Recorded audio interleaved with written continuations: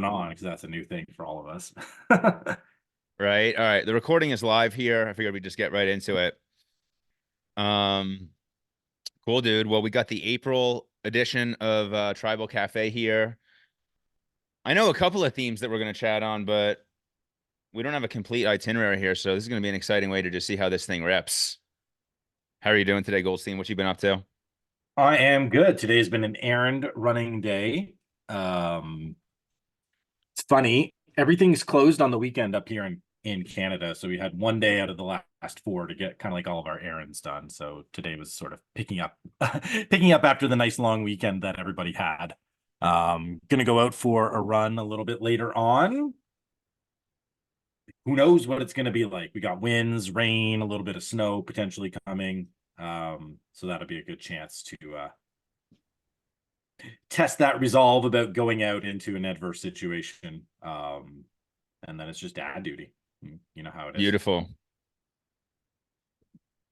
I just got back from swim. I had an interesting swim today. I had a what I would call a swimmer style swim, and this is where had a lot of non-free included. A lot of breaststroke, backstroke, butterfly, a lot of kicking. Which the reason that I had this swim was that the masters coach that I usually swim with, there was like a sub today, and so this was just a different style of workout. But I really liked it, and so I think I'm going to actually create a workout that's similar to this to give some people some variety. I thought that it really helped my feel in the water, just starting to grab water differently when you're constantly mixing up the stroke. And most of all, the biggest win from today was that I actually made it to swim because I accidentally slept in a little bit and saw my watch at 6:17 in bed, and I was like, oh man, to get to swim, I got to be out the door at basically 6:35 for the 7 a.m. swim. Voice of the voice of push it and do it later was loud, but we overcame that. So this morning's off to a good start for me. An even bigger win for Team Dryers that Chelsea's going out for a ride with a friend today, which I don't know that she's ridden with a friend in the past year since Jack was born. So I'm excited about that for us. This is actually day one of us being fully entrepreneurial family. Chelsea's medical leave program ended yesterday. She couldn't get into her work laptop last night, so Let's we're gonna have to go. buy a new computer today, and we got the health insurance figured out. So it's an exciting time for the team. Mazel tov. That's amazing. Way to go, Chelsea. Thanks, brother.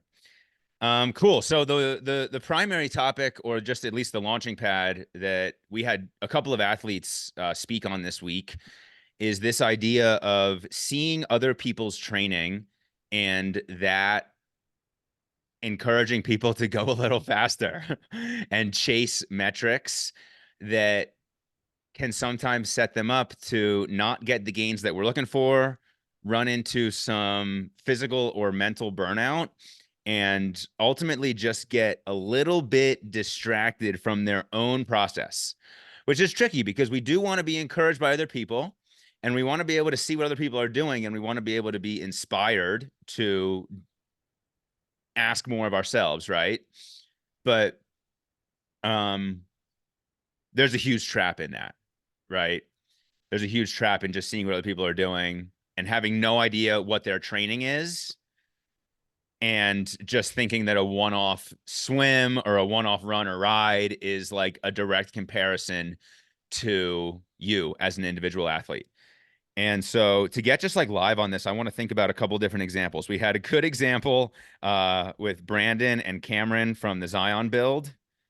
We had Matt Banks share an interesting example from his swim a couple weeks ago where there was somebody in the lane next to him, right? And we had I had an example with Charlie this week, seeing another athlete's ride. And then I do also want to be able to flip this around to be a positive because there are some situations where an athlete has seen what another athlete does, and that helps the initial athlete break down training more easily. So, like a direct example of that is like my dad is in the middle of building towards Chattanooga, his first 70.3. And of course, I'm giving him the swim workouts, right? But There's a common tendency for beginner swimmers to think that they need different swim prescription than I'm prescribing. And they think that they need a different path to progress, which is okay, right? I'm happy to work with that. Sometimes it can trip us up, but sometimes, if an athlete needs a mental unlock to go swim a longer distance rather than drill sets, like we can make space for that. And a good example is my dad saw that Phil did, I think it was just like a 4x500 swim or a 4x500 swim set to get to 2,000 yards. And my dad just decided to give that a shot, and it helped him get an unlock in the pool. So that would be one quick example. But before diving into maybe some of the trap examples or the learning lessons, you got anything you want to tee us up with here? I just love this topic because it's something we all deal with, like intimately, especially being on the team. And for those of us who are involved in the team races, we are really intimately seeing other people's data, what they're doing, preparing for the same race that we're preparing for, and this sort of natural inclination to judge or compare our results to other people's results, right? It's something that's universal inside of all of us. And I like how you drew out the distinction between it being potentially negative or potentially positive. So I'm just really interested to dive into all of the ways in which comparison can either aid us or hurt us as we embark upon our own individual journeys, but individual journeys that are, couched within the culture and the community of the team. Um, and I think that's something that I think a lot of us, I don't necessarily want to say struggle with, but certainly from time to time notice that it impacts our own mindset about our own training and about what we are building towards individually. So I just like this topic a lot. It's really prescient, and it's one that I think is going to be a consistent theme within the tribe, not just this month, but in future months, especially as we build more of these sort of like team race experiences. You got the Chattanooga guys all in the accelerator, right? So they're all sharing tips and comparing progress. And we've been doing the same thing in the Zion crew for a couple of months now. So I just really like the topic, and I'm interested to see what other people who are on the call might want to bring to this, because it's sort of like a universal, but it's also personal. So if there are moments or experiences that the people on the call have, and they want to share to help us all better understand when comparison can sort of like be an accelerator or when it can be a drag in terms of our own training. Sure, sure. And one thing I want to get into is just the different layers of progress within endurance training and specifically across swim, bike, run. And I'll just get into a real life example from the accelerator this week. So we're 6-ish weeks out from Chattanooga 70.3, and the guys that are doing their first 70.3, it's peak season, baby, on PR ride distances. Right? It's 3-hour rides for the first time. It's 50-mile rides for the first time. And we had two athletes this past week hit 3+ hours and 50+ miles in very different ways. And the direct real life examples here are my dad did his first 50 miler. He rode from our hometown in Philly down to the art museum in Philly and then back out. And he hit 51 miles, and it was like 3 hours and 50 minutes for him. And then we had Matt Dalton, who did a 56-mile trainer ride. He hit 56 miles for the first time, and his trainer ride, I think it was about 3:15. And so instantly on the call last night, I mean, right, we're like being good sports and hyping each other up, but like instantly it's like, oh, Matt Dalton, well, he sees that my dad's was outside, so it's like, oh, well, my dad's was actually a little bit better. But my dad sees that Matt Dalton hit 56, so he's like, oh, Matt Dalton's was actually a little bit better. And in reality, there's massive gains to be found in both. Like my dad hit over 50 miles outside riding. That's the closest thing he's going to get to 56 miles in a race, right? Until this coming weekend when I got him hitting 75. Nearly 4 hours of riding, like incredible fitness. But Matt Dalton, like he hit 56 miles. He locked in mentally on a 3+ hour trainer ride. Like there's massive gains within there, right? he also got it done at 7 p.m. on Easter, right? So just like commitment off the charts, man. Like Matt Dalton, busy work life. He's a lawyer. He's got 3 young kids. Like he's really grinding to make this thing happen for himself. And so there's really no reason to view those two sessions as apples to apples because they're so different. And the athletes are also in way different situations where, they were able to figure out what worked for them. The big theme I actually want to present on this, and this is getting back to like the comparison and not chasing a little bit better every workout. I want to share, I got a real life example from Charlie this week. Charlie let me share a bit of this in the accelerator. So I don't think he's gonna mind if I share this on this call here. But Charlie is basically building towards his first 70.3, and we're still looking to unlock some good bike progress for him. He's hit about 2 hours on the bike so far on his long ride. And he's got about 14, 15 weeks till his race. But we're still looking to just like simplify the longer rides, make them easier, right? And in Charlie's case, like he played football at Penn State. Like this dude knows how to grind and knows how to. Sorry, Chelsea's right here. Do you need a hand with your bike? Chelsea needs a hand with her bike. I got to pause this. Give me 1 minute here. I muted, so nobody heard that. I said all good. It's great to see so many people on the call. Maybe we'll just go around and say, what's up, Brandon, Dylan? Great to see your faces. What's going on, team? What up, Jordan? Hey, Riley, what's going on? Not much. What's going on, Hanson? Who you talking to? I think that's everybody on the call, right? Everybody. Everybody. We're all looking good. We're all looking good here. We're not comparing each other. We're all in our own lanes, right? When it comes to our attractiveness. But that's great. I think just to sort of fill up some of the space here, when we're thinking about comparisons, I'm a historian. So what I'm going to suggest here is the biggest lesson a historian can teach any person is that context is king. Context is king. My mentor, when I was getting my PhD, at least one of my historical mentors, he just laid it out in the simplest terms possible about what a historian does to add value to the world.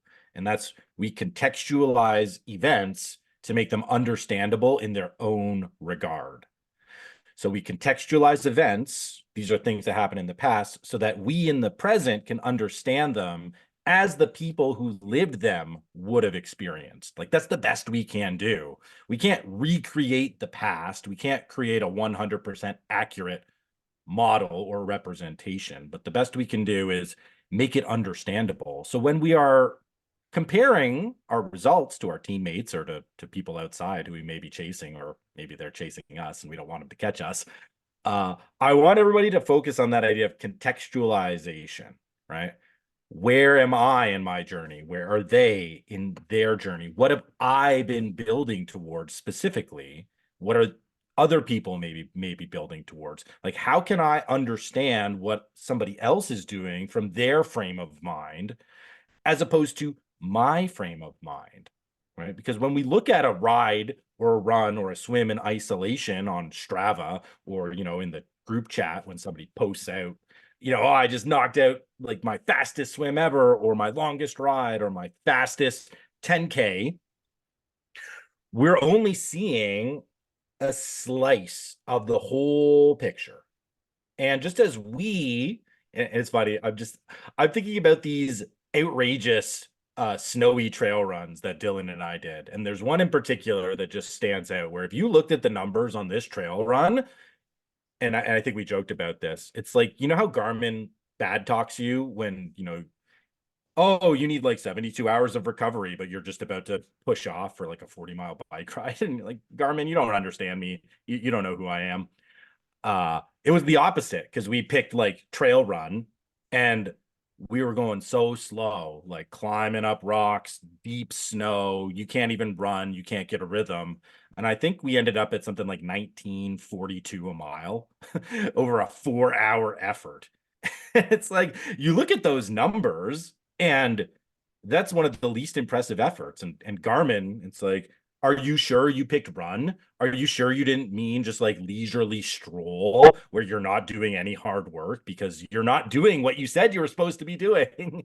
And if you just looked at that as like a snapshot, you say, this is what were these guys even doing? Is that even training what they were out doing? Were they just doing like a casual walk with their packs just so they could hit 4 hours?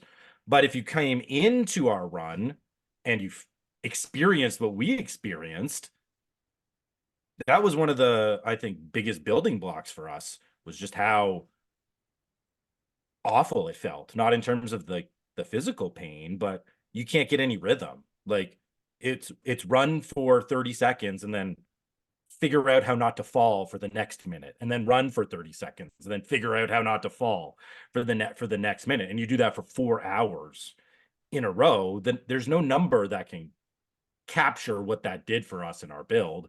So context is key when it comes to both understanding our own journeys, but then comparing them against something else. So I went into a little bit of a historian diatribe there, Ryan, talking about the importance of context. After we all decided that we're all really handsome and beautiful people on the call. I got to do one check. Chelsea, are you good for your ride? Okay. I'm ready to be warmed up in a minute mentally. Chelsea was trying to get her back wheel on her bike off the trainer. She hasn't ridden her TT bike outside in maybe a year. And so the back tire's not pumping up. So I'm like, all right, well, you take my back tire off of my tri bike. They're the same bike. They'll fit. Your front tire, is it holding air? All right. You're out the door.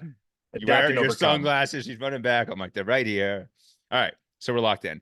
So, yeah, I think that this is also just like leading into just like the idea of just like your evolution as an athlete and your evolution as an endurance athlete is like, there are so many metrics that could be the primary metric to follow for a certain workout. So you guys are talking about these trail runs, like, okay, we have elevation that could be looked at. We have heart rate that could be looked at. If we're on the bike, we could be looking at bike power. If we're on the bike, we could be looking at cadence. Like sometimes you can look into a bike ride of mine and it might not look like I was doing anything specific or special, but all of a sudden you look at the cadence and it's like, oh, well, Ryan was doing massive cadence blocks, right? But that's not going to show up in maybe my pace so much, maybe even my power. And so if you're like a beginner athlete, I think that one of the biggest beginner mental traps that I see is just always looking at speed on the bike. Got to get more speed, got to be a little bit faster. I was 14.8 last ride, got to be 15.2 this ride. And this is leading into the example with Charlie. So Charlie, I love you, dude, for bringing this to light. But Charlie was basically sharing that he saw a screenshot of Phil's and he was seeing Phil's power and he's like, I got to be doing more. And Charlie played football at Penn State. So Charlie's entire athletic background is meet resistance with more force and aggression and overpower my limitations, right? And endurance is a complete flip of that. Endurance is we need to be stepping off the gas. We need to be checking down a gear and we need to be able to continue to go. And so the first thing there is, of course, Phil has done an Ironman. He's done multiple 70.3s. So Charlie building towards his first 70.3 is just at a totally different phase of development. But this was a great example of how this idea of getting 1% better each workout is a massive trap. And I actually want to flip that for people so that instead of getting 1% better each workout, you're doing one thing better each workout. And so on the bike, that could be everything from like your prep the night before. Like we got a real life example right here. What's one thing that I could have helped Chelsea do better? I could have made sure that her bike was off the trainer before this ride. Who cares how this ride goes for her? But like she just had a freaking 10-minute ordeal in the garage, flipping around the tires, lubing the chain, running in and out of the house. It seems like we're low on the infinite mix we got, which I didn't realize. So it's like there's all these different things that can make the operation of the workout smoother. But then within the workout, what's one thing you can do better? Well, easy example for everybody is you can warm up longer. Most people getting into endurance have never properly warmed up, right? 15-minute warm up should be like minimum. Don't be afraid to spin for 30 minutes. If we're talking about a 3-hour ride, like, dude, what's the rush, man? Like spin for 30 minutes, spin for 45 minutes before you get cruising and get cooking. And that will then set you up to be able to go longer, which is the whole point of all of this stuff, right? But I was just putting together a list of like, what's one thing you could do better? So for a bike workout, that could easily be setting up your fuel the night before. That could be making sure that your bike is on the trainer or off the trainer the night before. That could be making sure that your clothes are laid out. In bike session, just spoke about warm up. Warm up could be longer and better, could have more heart rate control, could have more intentional cadence control, could have better execution on intervals if we've got an interval workout. For a run workout, same themes of like warm up, maybe even some mini band work before your run, laying out your gear the night before. But then we could check into like pace, cadence, body position. Are you able to bring your heart rate down if you feel it start to drift up? In a swim, we could be talking about same themes of laying shit out the night before. Matt Bank is a good example. He writes down his entire swim workout the night before, so there's no question about what he's doing the next day. But even in workout, it's like, okay, well, maybe we could execute on the drills a little bit better. Like maybe I could be more intentional on the fist to swim drill. Maybe I'm not mailing it in on drills like I know everybody on the team has done before. Maybe if it's I like to give the the 8x50 descend 1 to 4, 5 to 8, right? So like maybe you could just get a 3-second descend on that 1 to 4 set and then set it back and have it be the same for the 5 to 8. Like these are all the small things that like when we think about getting better in endurance, it's better execution on all this stuff. We don't get better in endurance by our zone 2 pace coming down 2 seconds per mile every single run, or our bike power going from, oh, it was 150 average on this ride. Now it's going to be 152. Now it's going to be 154. Like that linear path to progress is not how we develop. More often we will see just commitment to this process, commitment to doing one thing better. And then when we retest every 4 or 6 months, like then we're going to have the leap of gains where then all of a sudden our FTP on the bike is freaking 15, 20 watts higher. Then all of a sudden that's when we see our zone 2 pace. We might see some pace progression, right? And so we might see some heart rate progression, see that heart rate come down a little bit, but it's when we've got the new set of, maybe the 2x20 tempo run where it's like, oh shit, man, in January, my 20-minute tempo sets were 8:45 and now they're 8:15 because I've been committed to the process the whole time. Yeah, I love that. One of the things that I think trips people up is how we conceive of time and progress, right? We tend to think that time and progress should work in lockstep, that there should be this linear relationship between the two, right? That progress, if I put more time in and I'm working on it, my skills, my talent, my results, my performance should be going up, right? And this just matches a lot of how we understand time. If you think about in the West, like time is a linear concept, like there's a beginning and we move through it. But there are other conceptions of time, and in particular, like an Eastern conception of time, which is more like this, like a circle, right? Like the year, we cycle through a year, we come back and we start it again. And given that I talked about sort of some history ideas, I'll bring in another history idea. So we need to incorporate both a cyclical and a linear progression model of time into our understanding of our own development. So I don't like to think about time as going up or across or in a circle. I like to think about it as moving up and in a circle at the same time. So that could be like in the pool, for example, like if you're just getting in, you've got to figure out, when am I breathing and how can I make that comfortable? And as you're going up that particular skill progression, you may be cycling back. So you may be one session's good, one session's a little bit of a setback, and you're working through. And then all of a sudden, when you come to the end of the cycle, you get to bounce up. So we get to progress, but we kind of have to go through a cycle in order for us to progress. So if you're not always moving up and you seem to be moving backwards, don't think about it as a regression back down the slope. Think about it as I'm in a cycle. I'm in a cycle of skill acquisition, testing, learning, maybe making a mistake or two, which is fine. Like that's how we grow. Like you can't grow up if you're not failing, in a sense. You're not trying to achieve and then sort of missing the mark every once in a while.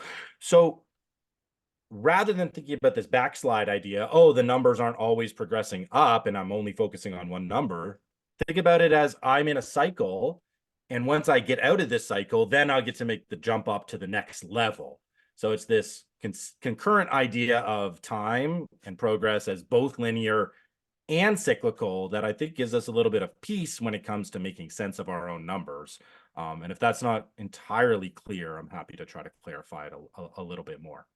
No, I'll just apply that to a real life example for me right now. So one thing I've been struggling on in the swim is, for one, I'm only swimming once a week right now in my Zion build. So it's hard to get much better at something that you're only doing once every 7 days. But two is that I just continue to feel this hitch in my swim stroke where I always breathe to the left. And when I breathe to the left, my right arm starts to freaking fade out and I'm over rotating and I'm just like, you should be doing better than this. And so what I am in a cycle of right now is forcing myself to breathe every 3 strokes in my swim workouts. Because then when I'm breathing to the right, that automatically basically prevents a bit of that hitch on the right side. And it's helping me stay more symmetrical. And a really good example is my past 2 swims. So I had a swim last week that I absolutely smoked. It was like, I think 131 pace per 100 for the entire 3,000 yards, probably my best pacing in a swim in ages. But that swim, I did a lot of fast 50s. I did some hundreds at threshold, right? So it was set up to be a fast swim. My swim today, I started this call off by telling you that I was like getting great feel in the water by doing all kinds of different stroke variations, right? And I just looked at my Strava and I'm like 146 per 100. So like, if you're just looking at it objectively, it looks like, oh, Ryan's dicking around in the water. Ryan's not doing anything. He's totally slothing through this swim. But one is I added all these different stroke variations. My main set was 400s, which I haven't done 400s in a minute. So like the lady on the pool deck tells me 3x400s. I'm like, all right, man, freaking buckle up, buddy. Let's see how this goes. But I got through them. They felt strong. And it's like, that's part of that cycle of progress where it's like, okay, well, once I get out of Zion and I'm back to swimming more, I've also been working on this base the whole time. And so that's another theme that I want a lot of people to understand is that, listen, when we're doing 3-sport training, like at least one of them is going to be on maintenance mode all the time, right? You're not getting better speed wise at swim, bike, run continually all 12 months of the year. Like right now, I have been in a block where my run has been completely unlocked. And like in the past 2 months, I've seen my zone 2 pace come down like 45 seconds a mile because I'm building towards a 100-mile race. I'm running a lot more. My bike seems to be kind of maintenance mode, right? And my swim might even be a little bit less than what is perceived as maintenance, but like I'm still adding to the foundation so that when I get into a cycle where I'm focusing on one of those other sports, I haven't just been abandoning them. And that's another thing that I just think that a lot of athletes could benefit from recognizing is that like you come out of the fall and maybe you've done your first 70.3 or your first Ironman, and there's just so much value in being able to keep up with the reps across all 3. But, you know, there's of course value in just keeping up with what you can. Like Keith is a good example of that. Like Keith's kept up with running when he's been in a season of life where he's not been doing swim and bike, but now he's phasing into swim and bike. And it's like, okay, well, the fact that he held on to the running is way better than just foregoing everything for 3 months, right?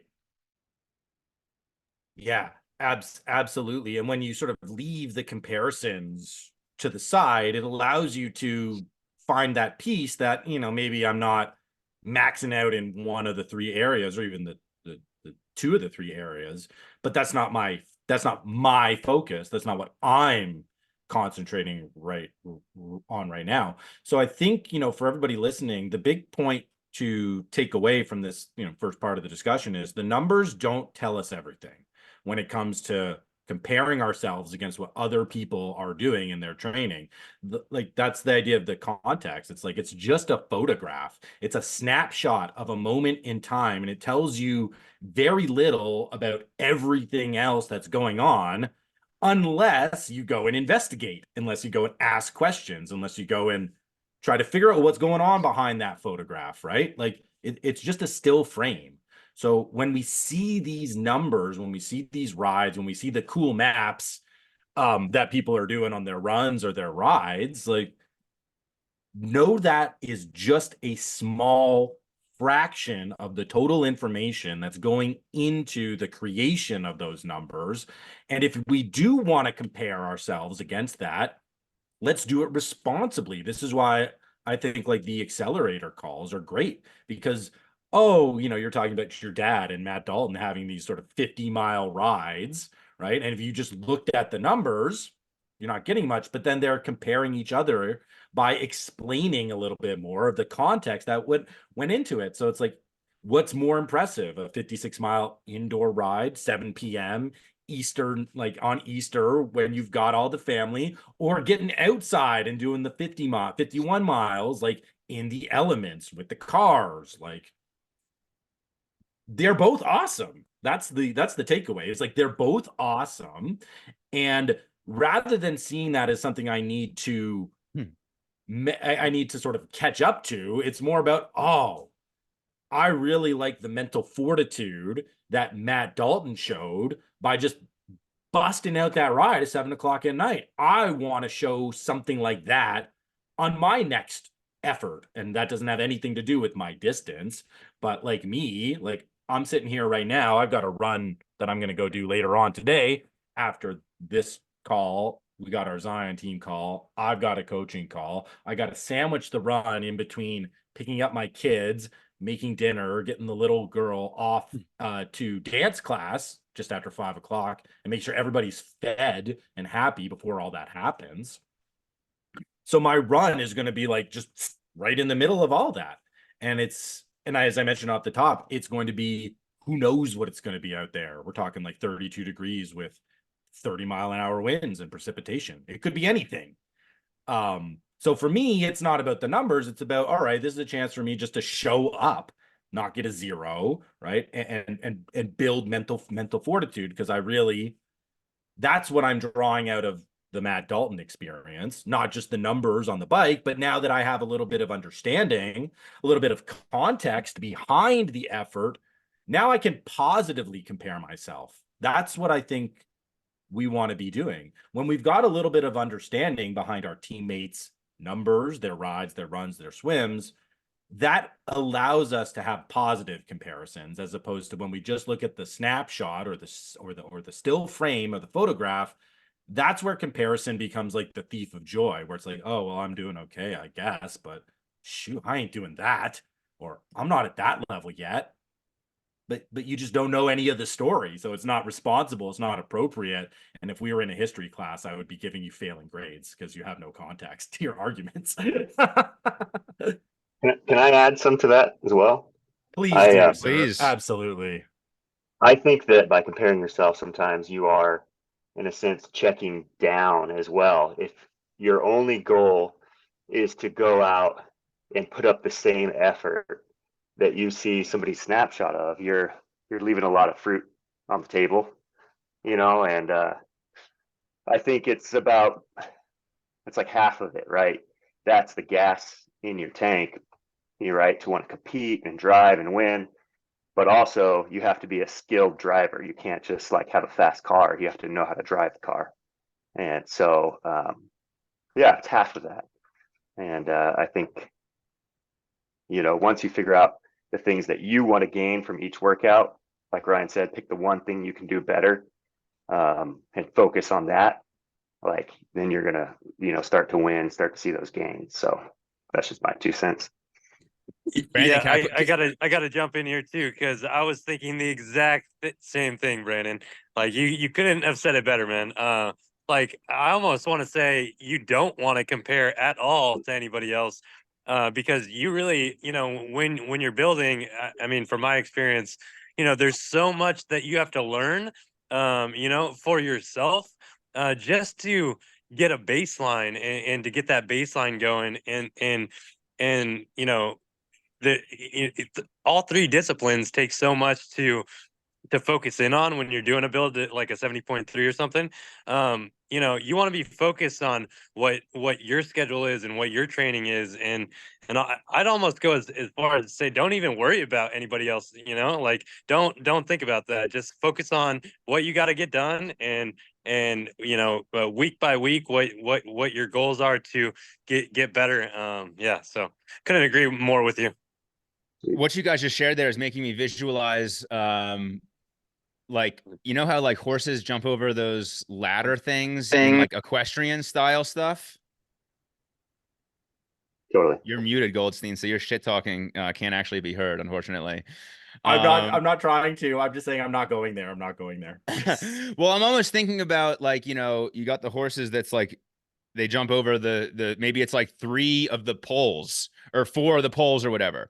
And the way that these two guys are sharing this, I'm like, if you're comparing your workout to another person's, like you're just lowering the bar of what you're looking to jump over, and you're just like setting it at like, oh, well, it's just pace, right? So it's just this one rung at the bottom.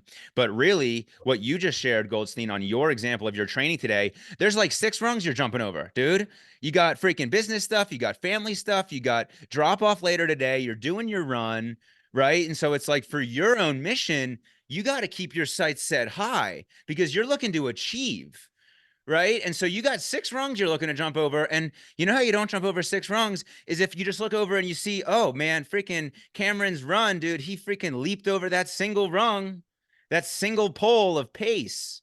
Right. And so that to me is just sticking out. But Brandon, I gotta drill in on you, dude, because you got a great example that you've overcome in the past couple of months. And we got the 2 guys on the call here that it came from. You know what I'm gonna ask about, dude. You know what I'm gonna ask about. So just let us know. I'm not even gonna say it. Totally. Yeah, I was comparing myself to Cameron pretty hard. I had been training all winter, doing my thing. I'd put up some massive runs, and then I would have like 1 or 2 weeks where I'd check down, and then I'd look at my Strava or look at Telegram, and I'd see Cameron put it up like 2 back-to-back 15-mile days, and I'm like, oh man, I'm sucking. I'm like failing. I'm like not keeping up with this. And yeah, it was kind of hilarious to look back in context because, he was doing his thing. I'm doing my thing. We're both like pushing hard, but I just limited my progress and my success to like, am I doing the same thing that Cameron's doing? And it was just very limiting. It was very, very, it was a great learning experience because the first thing that jumped out through that whole thing was that I don't think you knew that he was training for the 100K. Right. So he has, you're just thinking Zion, right? You don't know that Cameron's got 100K in 3 weeks. And you also didn't know that like Cameron and I were working on our own thing of just like building back some consistency and momentum. Right. And then Cameron, you went off mute here, dude. So you got anything to share before I riff off on that a little bit more? Yeah, I was just gonna say that's pretty funny. Especially if you didn't know I was training for the 100K. Like that's pretty funny. But I gotta hit home. It's so important not to compare yourself to anybody else because you don't, everybody's lives are different. Brandon, like you run your own business, dude. You're building houses, you have a family. I don't have kids. Like my schedule is so fucking different. My life is so different. Like, and so it's like you really can't compare. As I watch everybody doing their own thing, you can't make any comparisons because everybody's life is so different. I don't know. Yeah, that's just I got it. But that's pretty fucking that's pretty funny. Yeah, it was a great opportunity for me as a coach just to have complete visibility into this process where both dudes are kind of freaking out about their training and they're both totally fine. Cameron's like piecing together these 2 runs a couple weeks out from his race. I'm like, dude, you got it. Just nail these. Brandon's like freaking out. He's like, Cameron's doing this. I feel underprepared. I'm like, dude, we're still so far out. You got it good. And, the best part is we were both freaking out. Like, yeah. Which, hey, there's something positive to be said about that because we're all looking to push ourselves and we're looking to lean on each other. But it's just about having the awareness to not let that maybe root home fear and root home negative anti-belief in our own process.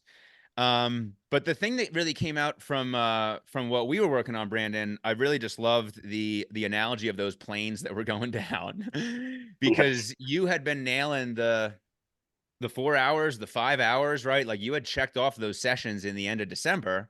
And then this was like the first or second week of January where Cameron's like a couple weeks out from his race. And I'm like, dude, you just ran 4 and 5 hours in the end of December. Like, we got to get you down for a couple of weeks.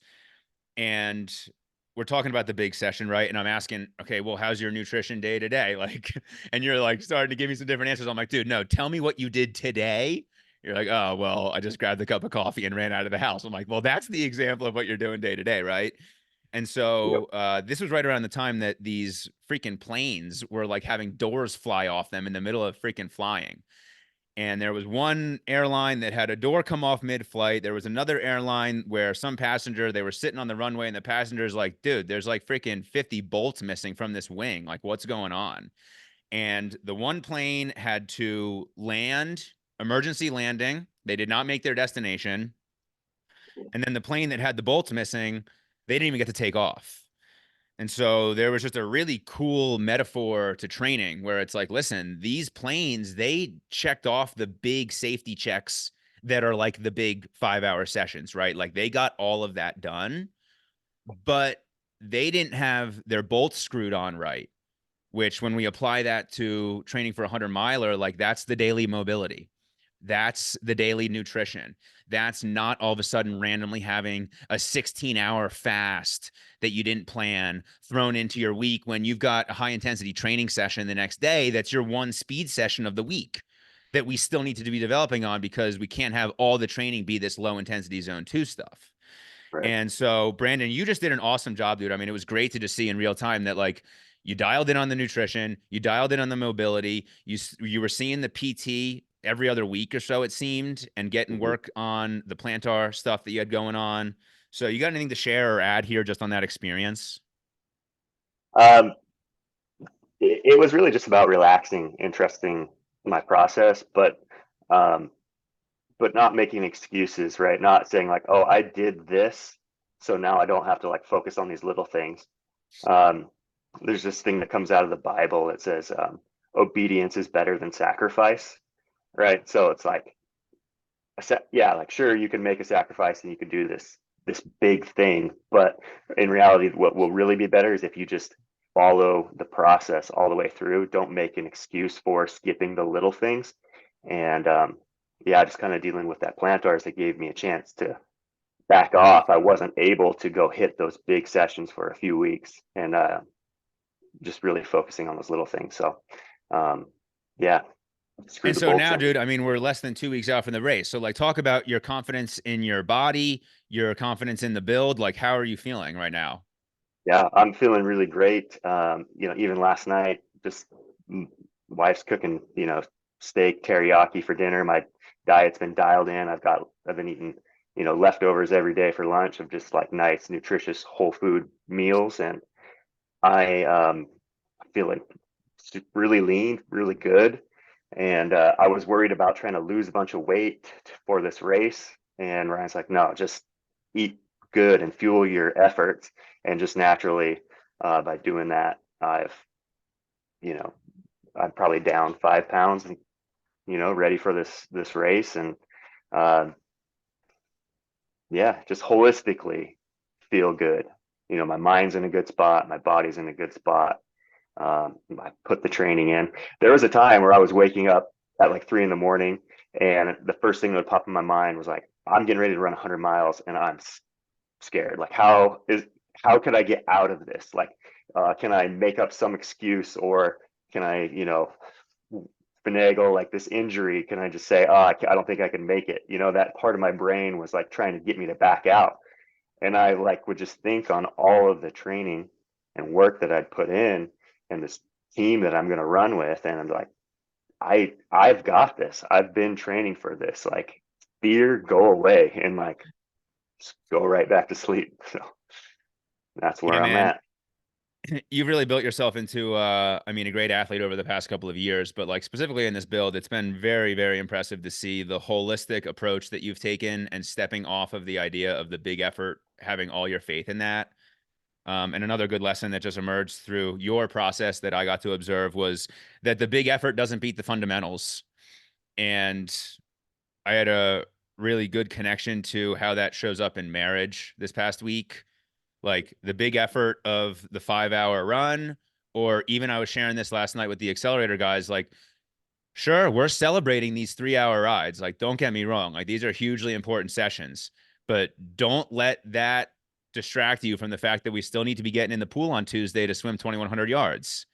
And we still need to be fueling up after our swim so that maybe our PM run or maybe the hill repeat run that we've got on Wednesday is fueled up and dialed. Right. Right. And so the big effort doesn't beat the fundamentals. And just like reflecting on how that can show up in marriage is like, dude, it doesn't matter if you're taking like an extravagant vacation 3 times a year, taking your wife to Italy. Like if you're not complimenting your wife in the kitchen, or, you know, I like to show up with coffee and a muffin from her favorite spot if I'm out on Saturday training, or maybe showing up with flowers, or encouraging her and thanking her for her support with the kids. Like that's the foundation that lifts everything up. And that does make the big session more meaningful, right? Like that work and training makes the 3-hour ride freaking effective, man. It makes the 5-hour run freaking effective. It makes the family trip to Italy freaking effective. But we can't put all our faith in that if the foundational daily stuff is being skipped over. Totally. That's such a good analogy because when you do get on that vacation and you get that time away, or you get to that big ride, you're not working on like these little things anymore. You're not trying to patch the small things by this big ride. You're able to like, a 3-hour ride should be a massive effort. It should be, you shouldn't be trying to make up the little things that you've been lacking on like the past few weeks. So I really like that.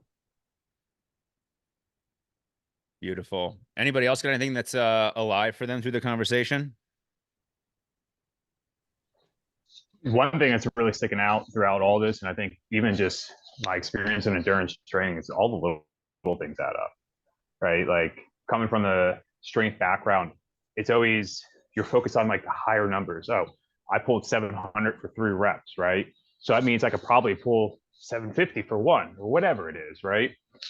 And with endurance, it's such a long game, no pun intended, that if we don't do the little things day in and day out, the mobility, 40 minutes a day leading up to this race, the meals, making sure we're getting 3-4 square meals a day, we're fueling properly through the training session. My first year in endurance, Ryan, you know this, not fuel properly for my training sessions, and I fucking ate it on my 100K, on my Ironman, still completed it, still learned a lot, still did a lot, and grew a lot through that. But I would have had such a better experience, if it was just letting those little things add up without focusing so much on, I need the 750-pound pull. I need this 12-hour session to hit 50 miles to prove to myself I can make it 100 miles or whatever it is. And it reminds me, this whole conversation just reminds me of this. I was trying to upload it as soon as you opened the floor there. But there's this picture. It's like climbing a ladder. If you have, rungs every 6 inches, you'll climb that ladder much quicker. But if the rungs are every 6 feet, it's going to be harder to make that jump up, right? So it's just like allowing these little things to stack, and all of a sudden you've completed a full Ironman. All of a sudden you run 100K. All of a sudden you're doing the limitless possibilities that you thought you could never do before. That's just like really what's sticking out here. I'll try to find that picture real quick. That sounds like the visual of the horse. Like an athlete, huh? Like an athlete. The other thing that's just important is like, so we make it possible inside the tribe for somebody to come in and do something freaking amazing on a short timeline, right? Some of the guys came in on the first accelerator and they did a freaking 70.3 in basically 8 weeks, right? And I love that. I love that we're going to say, listen, man, I'm not telling you that you're shackled down by needing to do this for a year until you can cross the finish line. Like, let's fucking go at it and try to make this happen for you. But on the other end of that is that, bro, you can't rush the gains. Like you going 5 more watts, drifting up out of your zone 2, 10 more watts, 15 more watts. Like, dude, that's not actually making you any faster as an athlete. It's not making you any better as an endurance athlete. And B. Riley, you're a great example here, man, because you've been consistent with this for about 3 years now, right? And your speed is incredible. And you know, you have a good foundation that you've gotten to build off of just from your athletic history, right? You said you did track, I think when you were younger, you were a swimmer as well. But like you've really bought into the process, and now 3 years down the road, like, dude, your pacing's freaking incredible. Like you're gonna go well sub 5 at Chattanooga. So speak a little bit on that, or just share some of your experience so others can learn from you, dude. Yeah, 100%. Thanks for bringing that up. You know, sometimes when I do these fast sessions and stuff, I almost feel like I don't want to share everything because I don't want it to be like looked at as intimidating or whatnot. But yeah, I mean, that's what it really is. When I do share, it's because I've been part of the tribe for 3 years and I'm still making gains every single month. Like, I know we don't want to get too focused on doing that every single day mindset, but it just honestly does blow my mind that 3 years in, I'm still doing things that I've never done before. And one of the things I wanted to bring up about comparison is just I get a lot of benefit from looking back at some of the people that I've joined that are newer, and seeing them just knock out like an hour swim for the first time. Like that fires me up to continue to be training. I'm like, oh my gosh, like I'm not even looking at the distance. I don't care if you went 500 yards, 700 yards or whatever. I'm like, that guy just went in the pool for 70 minutes this morning. I don't want to swim for 70 minutes, but they just dedicated that 70 minutes to get in the pool. So I'm going to go do it. And I don't care how fast it is. I don't care what the pace is, but just like using that as fuel, I think is one of the examples of, I guess, positive comparison to others. But yeah, I mean, consistency is king in the long run.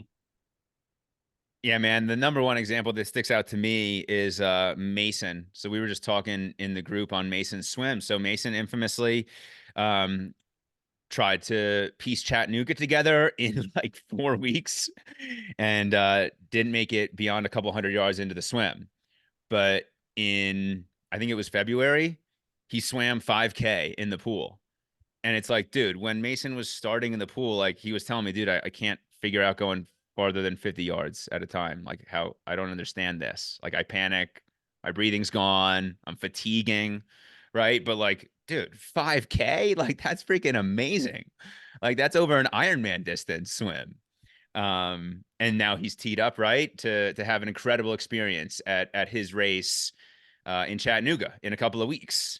And so that's just like a good little micro example of like, we can go try to make stuff happen on a short timeline. But if you stick with this process, like the unlocks are coming and they don't really stop, which is really exciting. Cause like, dude, I mean, the gains that you've got in 3 years, like, dude, imagine where you'll be sticking with this for 10 years, right? Like all of a sudden you're into your 30s, right? You've been doing this for a while. You've raced a lot. You've got different experience. You've made so many mistakes that you've learned from. And, the puzzle of endurance and the fitness and the mindset and the fueling and the lifestyle organization. And then all of a sudden, the other layer to all of this is that when we think about actually getting faster as an athlete, I mean, there's a lot of different ways that this happens, but one is that just as you build a stronger base and you stay in this for longer, you can hold a higher intensity for longer. So like all of a sudden, like for example, my first 70.3, the run that I did, the half marathon, like that was my best endurance effort. Like I was freaking pushing in the race, racing really hard, raced really well, but like I couldn't blast up into my tempo zone. I didn't have the capacity to do that. But at Oregon this past year, after nearly 5 years of staying in the process, like I ripped off a freaking tempo run and was able to hold that because I know how to manage that intensity. I know how to fuel that intensity. And so that's just like another layer of the unlocks that are around the bend for people that stick with the process.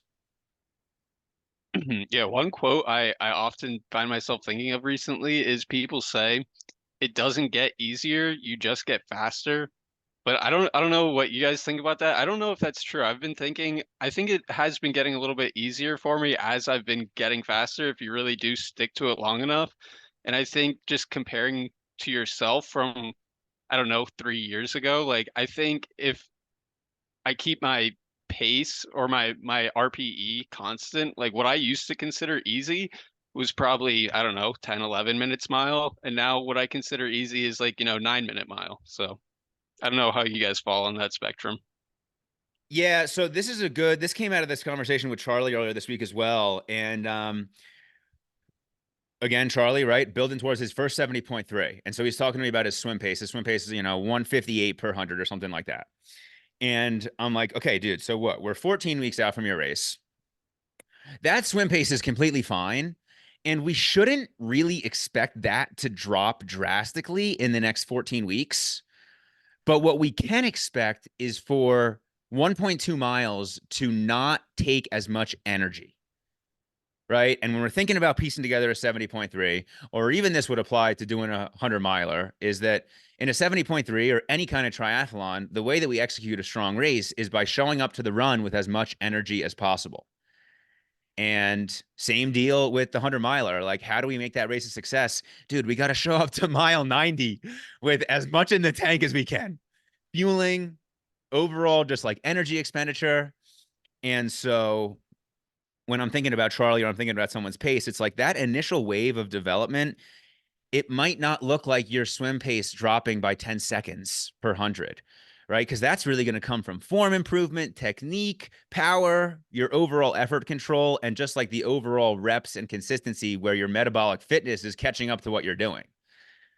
But then once we do start to see that 1.2 miles, or even somebody who's swimming 3K regularly, that's not gassing them out, like Trevor is a great example on his run pace. Like when Trevor started in February of 2023, I think that I looked at his numbers and like a 9:30 run, he was like mid 140s heart rate. He was like 148, something like that. And then he just had a run a couple of weeks ago where I was like, dude, let's see how low we can keep your heart rate. And he ran, I think it was like a 9:20. So it was a little bit faster. And his heart rate was 128 beats per minute. So like nearly 20 beats lower. But that's also like the time thing is like, okay, well, that took a year, right? We might not see that in 12 weeks or even 6 months if you're like brand new to this stuff, but like this is the trajectory of progress that we're looking towards.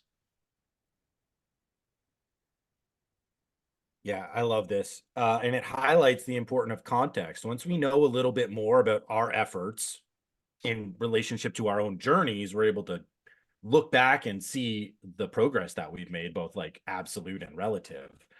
But there's something that I wanted to sort of pick up on what B. Riley was talking about, that it's nice to see the numbers and to get fueled up by the comparison, not to exactly what they're doing, but in terms of like effort or determination or will. And if we're trying to think about like using comparisons in a positive manner, because let's be real, like we're going to look at other people's outcomes and we're going to reflexively compare them to ourselves. And what Brandon and Cameron were talking about, like don't compare.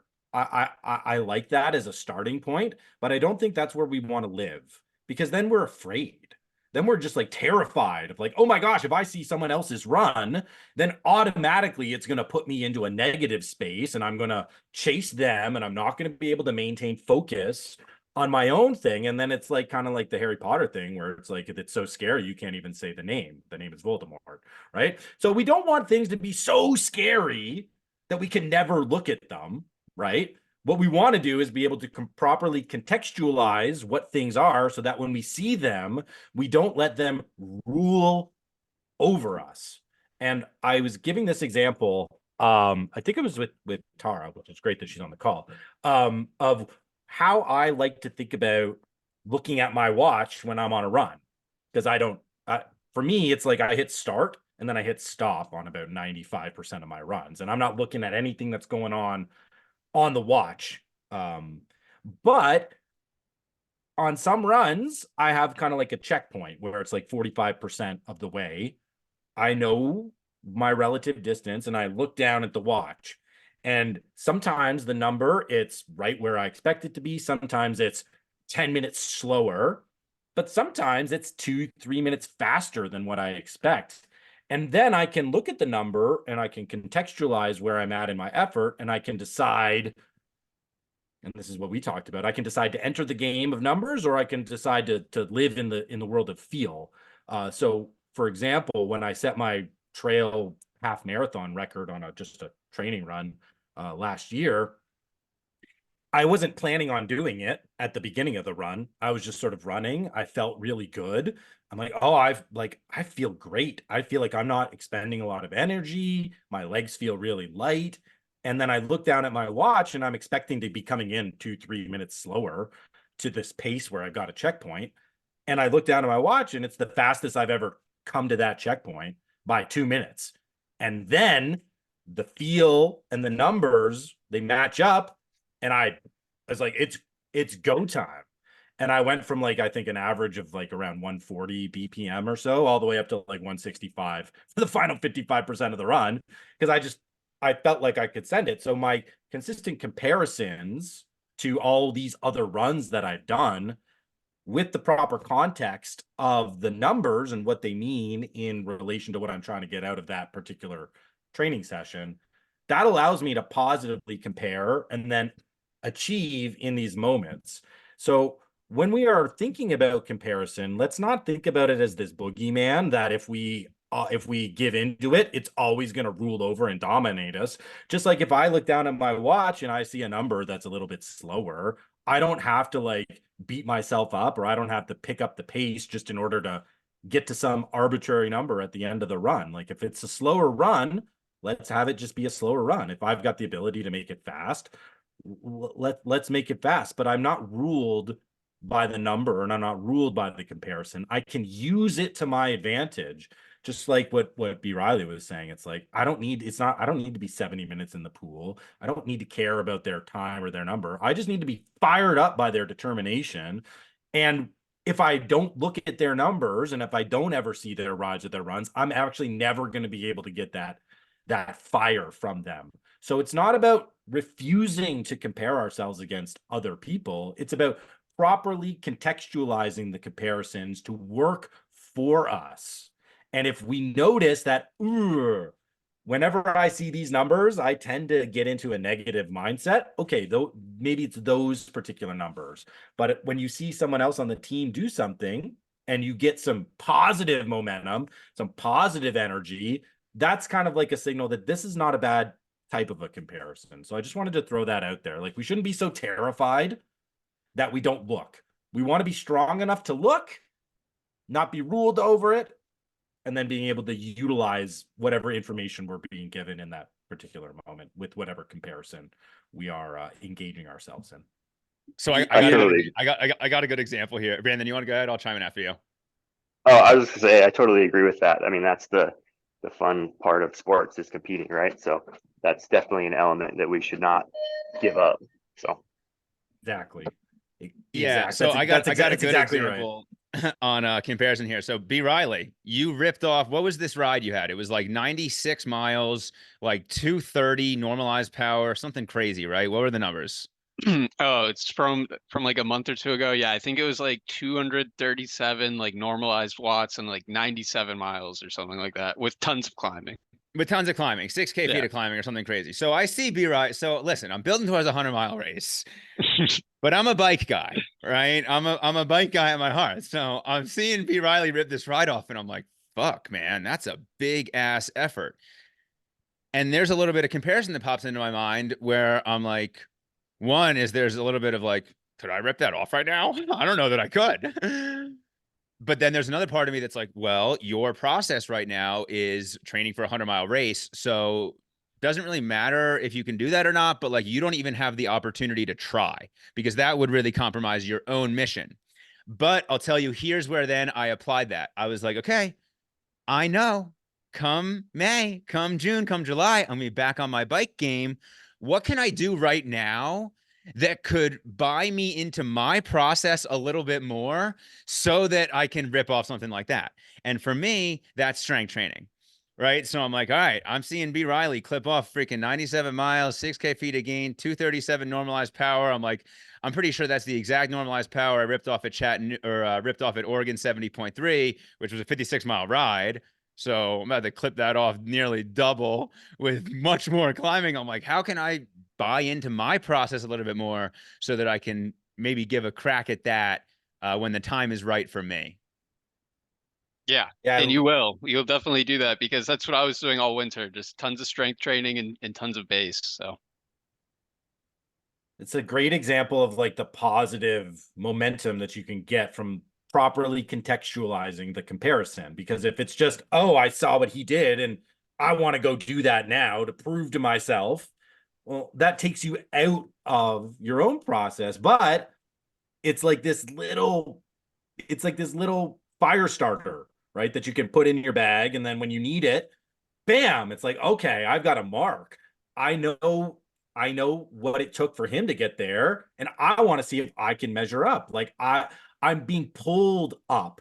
I'm being pulled up. So, you know, when Brandon talked about, and you guys are talking about like the jumping example, it's like, yeah, if my eye and my gaze is on the lowest bar, then I'm gonna trip up on the 5 other ones I've got to jump over. But if I'm just on number 1 and I see on the next side someone else jumping over 5, that's inspiring to me, because like, well, now I can work up to jumping over those 5 as well. And yeah, I'm at 1, but they started at 1, so I can get there. So comparisons have the ability to pull us up, not just knock us down, right? So it's really important that we get that two-way energy understanding with comparisons. And we're on a team of savages. Everyone's putting up incredible efforts relative to their own journeys, where they started, where they're aiming to go.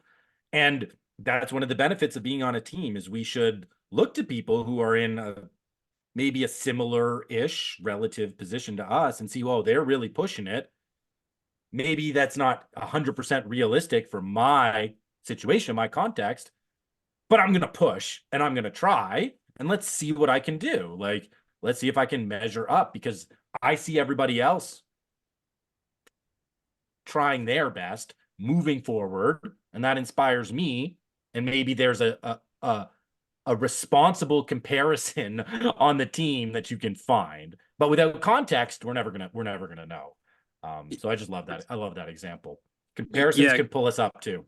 Yeah, Goldstein. I just want to chime in. I want to clarify. Yeah, I think when I said that before, don't compare.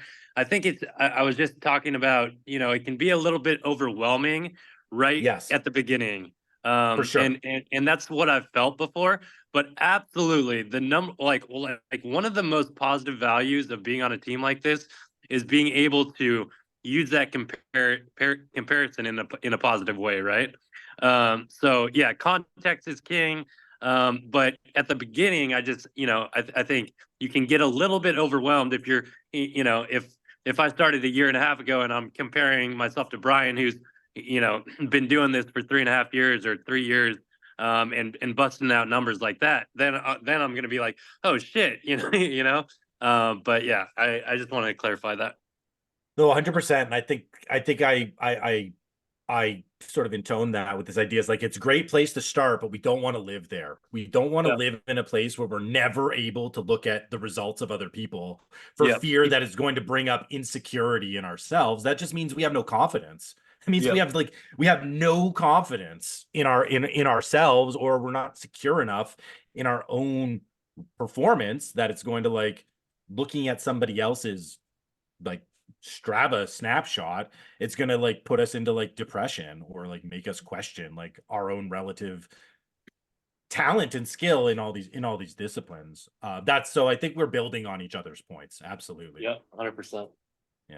Yeah, and the other thing that is sticking out to me is, like, if you are stuck in that comparison mindset in a negative sense, that's taking all of the joy out of training. And let's think about, why has B. Riley unlocked so much bike gains? Because dude's out there fucking riding his ass off, having a great time in the Virginia mountains and doing that year over year.